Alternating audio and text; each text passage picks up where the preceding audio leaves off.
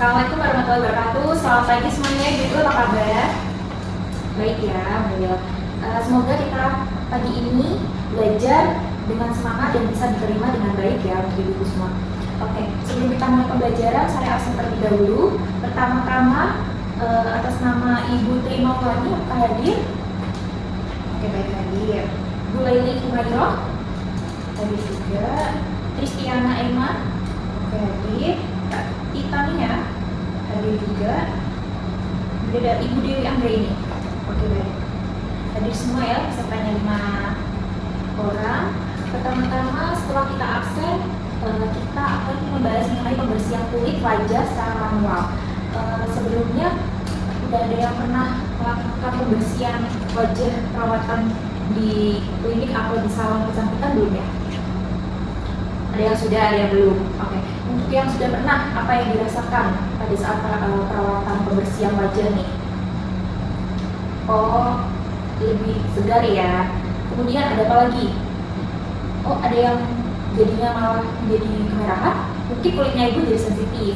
Nah, itu kenapa ada bermacam-macam efek dan ada yang merasakan lebih baik lagi dan lebih sehat. Itu memang yang dirasakan setiap orang berbeda tergantung dengan jenis kulit masing-masing, karena setiap manusia itu memiliki lapisan kulit yang berbeda dan jenis dan kondisi wajah yang berbeda. Oke, nanti kita akan belajar itu, dan pertama-tama kemudian saya akan memperkenalkan profil mengenai diri saya ya. Nama saya Harumina Febri Basuki, kemudian bisa dipanggil dengan Kakak Maruni. Pendidikan saya terakhir kali S1 Manajemen, dan sertifikasi pendidikan saya adalah lulusan diploma Sidesco Estetik. Dan untuk pekerjaan jabatan saya di sini sebagai instruktur skincare dan juga make up gitu. Jadi nanti mana tahu ibu-ibu nanti setelah belajar dari skincare berminat menjadi ambil program yang lain seperti make up, nanti instrukturnya tidak salah lagi. Tentunya di negara ya. Oke, untuk selanjutnya untuk pengenalan ruangan di area pembelajaran, kita kan ini berada di ruang teori ya ibu-ibu. Nah, pastinya nanti kalau setelah belajar di ruang teori, nanti akan ada pembelajaran di ruang praktik. Nah, di ruang praktik pun apa yang perlu kita perhatikan? Keselamatan kerja ya, baik terapis maupun kepada klien atau pelanggan. Kenapa kita perlu perhatikan K3? Nanti pada saat terjadinya perawatan, mungkin ada tetesan air yang menetes pada saat ibu-ibu melakukan pembersihan, jadi nanti bisa menyebabkan lantainya menjadi licin seperti itu. Jadi perlu simbol-simbol seperti awas lantai licin misalkan ya, seperti gambar yang segitiga di atas itu di bawah.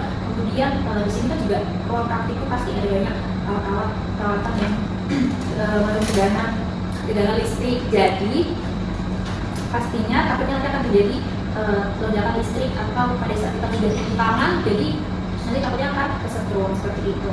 Nah, kemudian pada saat nanti terjadi apa-apa kebakaran ataupun apa, kita bisa memperhatikan tanda-tanda jalur evakuasi tanah yang berwarna hijau, jalur keluarnya nantinya setelah dari ruangan ini di pintu sebelah itu, lalu keluar di ruang aula, lalu kemudian belok ke kiri dan titik kumpulnya berada di paling depan seperti itu ya. Kemudian di dalam ruang kelas tidak boleh membunyikan HP, kemudian harap di silent, kemudian juga tidak boleh makan dan minum tanpa seizin instruktur, gitu ya. Untuk selanjutnya kita memasuki pembelajaran mengenai pembersihan. Apa sih manfaatnya ketika kita melakukan pembersihan wajah? Nah, manfaatnya ini nanti pembelajaran itu akan mendorong kita akan lebih menyadari betapa pentingnya perawatan dari diri kita sendiri, dan nanti akan berdampak lebih besar untuk kita nanti menjadi hidup lebih bersih dan sehat ya, dan juga memahami jenis-jenis kulit seperti mungkin kulit kering, atau dehidrasi, berminyak, kombinasi, dan juga sensitif ya. Kemudian produk apa yang cocok kita gunakan sesuai dengan jenis kulit kita seperti itu. Oke, untuk pembersihan wajah itu pastinya memerlukan analisa terlebih dahulu ya. Kita perlu mengetahui kondisi kulit pelanggan. Kemudian apa sih manfaatnya juga untuk mengelusi yang ada di permukaan kulit atau mengangkat kotoran, sisa-sisa makeup ataupun minyak ya. Dan biasanya pembersihan itu dibersihkan di area mata, bibir, wajah, dan leher seperti itu. Untuk peralatan dan perlengkapannya, peralatan ini macam-macam. Kita perlu facial bag, kemudian cawan, kemudian handuk wajah ukuran 30 cm, kemudian ada tisu, cotton bud ya, kemudian kimono, kamisol seperti itu, kemudian juga butuh headband untuk merapikan rambutnya supaya tidak berantakan pada saat pembersihan, kemudian juga tentunya produk pembersih ya, kosmetik pembersihnya ada makeup remover, kemudian cleansing cream atau cleanser, facial soap seperti itu, dan juga nanti diberi penyegar setelah pembersihan. Nah, manfaatnya tadi sudah kita bahas juga, pastinya tentunya untuk menghilangkan makeup, sebum, kotoran, dan polusi dari permukaan kulit, juga untuk menyiapkan wajah untuk perawatan selanjutnya. Untuk macam-macam pembersih seperti yang sudah saya bahas tadi, ada makeup remover. Apa sih makeup remover itu? Nah, makeup remover ini biasanya terbagi menjadi dua. Yang pertama berbasis minyak dan juga berbasis air. Kalau berbasis minyak itu untuk menghilangkan maskara dan eyeshadow yang waterproof ya. Jadi ini kandungannya seperti oil in butter, jadi lebih kuat mengangkat maskara ataupun lipstick yang susah dihilangkan seperti itu. Nah, kemudian yang berbasis air itu biasanya digunakan untuk pembersihan air mata ataupun bibir yang tidak begitu kuat untuk menangkap kotoran. Jadi ini untuk yang biasa saja, yang normal. Nah, kemudian ada cleansing cream atau krim pembersih. Biasanya ini sangat efektif untuk mengangkat atau menghilangkan riasan yang begitu tebal ya. Dan juga biasanya ini komposisinya minyak yang lebih banyak daripada air seperti ya oil in butter tadi. Dan ini cocok untuk pembersihan lebih mendalam. Kemudian selanjutnya setelah membersihkan pakai cleansing cream, kita selanjutnya bersihkan menggunakan facial wash atau facial foam seperti itu. Nah, ini biasanya kalau facial foam kita letakkan produknya dulu di cawan, terus kita kasih air, kita gosok dulu sampai berbusa, lalu kita aplikasikan ke wajah kan seperti itu. Jadi biasanya cocok untuk kulit yang terutama kombinasi yang berminyak. Oke, untuk selanjutnya kita akan melakukan gerakan pembersihan ya. Oke, biasanya bagian wajah saya menggunakan alat peraga mannequin di sini. Bagian wajah kita pertama-tama gunakan kapas untuk kedua mata dan bibir. Biasanya 3 bagian di sini dan di sini ya. Tapi ini saya berikan contoh salah satu sisi mata yang kanan aja ya. Nah, untuk pembersihannya biasanya ini diputar gerakan rotasi dari bawah ke atas 3 kali sampai ke alis ya, alis. Dilakukan berulang kali hingga dirasa sangat bersih. Kemudian ini bagian dalam dilipat, kemudian maskaranya ke depan, kemudian dilipat lagi bagian kotor, bagian maskara bawah, saya disuruh untuk buka mata. Kemudian kalau sudah dibuang ke tempat sampah. Nah, begitu juga sisi sebelah kiri. Selanjutnya saya lanjutkan untuk pembersihan di bagian bibir. Ini yang sebelah kiri kita stretching, kemudian kita gerakan rotasi juga. Kemudian setelah itu bagian kotor kita lipat, bagian atas kita bawa ke dalam. Setelah itu kita lipat ke dalam lagi, bagian bawah bibir kita naikkan seperti itu ya. Jika dirasa sudah, buang ke tempat sampah yang ada begalnya ya. Oke, selanjutnya untuk setelah makeup remover kita pakai cleansing cream ya atau krim pembersih. Kita taruh cawan dulu, kemudian kita ambil powdernya, kita gosokkan kedua tangan, lalu kita aplikasikan dari dagu naik ke atas, pelipis, belakang hidung, dahi, lalu turun ke leher dan ke dada hingga ke dekollet seperti itu. Dan itu kita gosok, kemudian ke pipi, dari dagu ke pipi, kemudian ke belakang hidung, kemudian dahi, selanjutnya turun ke leher, dada, hingga dekollet. Setelah sudah pakai cleansing cream atau cleanser, kita akan menggunakan tisu. Kita sobek sedikit bagian bawahnya. Kita tutup, kita aplikasikan seperti ini untuk mengangkat creamnya. Kalau kita lipat menjadi 3 bagian, kita gosok bagian dada dan leher. Jika sudah, kita buang ke tempat sampah. Setelah sudah, selanjutnya menggunakan facial foam.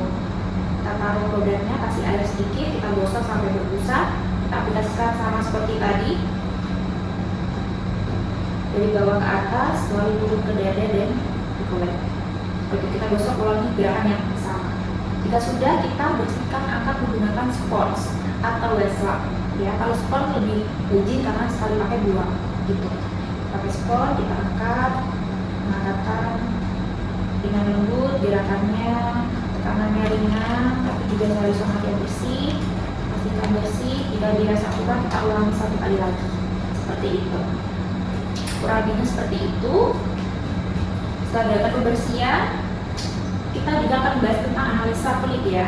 Apa sih tujuannya? Untuk tujuannya pasti akan mengetahui kondisi medis dan non medis. Seperti mungkin punya riwayat alergi dengan produk kosmetik tertentu gitu kan. Jadi kita juga bisa menentukan nanti perawatan apa yang kita gunakan, produk yang cocok untuk jenis kulit pada klien tersebut gitu. Itu manfaat dari analisa. Nah, yang perlu diperhatikan tuh apa? Nah, di sini kita lihat ada kartu analisa atau analisa sheet-nya yang sudah saya bagikan, ibu-ibu silakan diperhatikan. Nah, pastinya ini seperti gambar di sini ya. Yang halaman pertama ini, yang pertama ada nama terapis ya. Gambaran tentang data diri klien juga, namanya, nama klien misalkan Ibu Bella, kemudian tanggal lahirnya, isi untuk mengetahui usia, kemudian profesinya apa.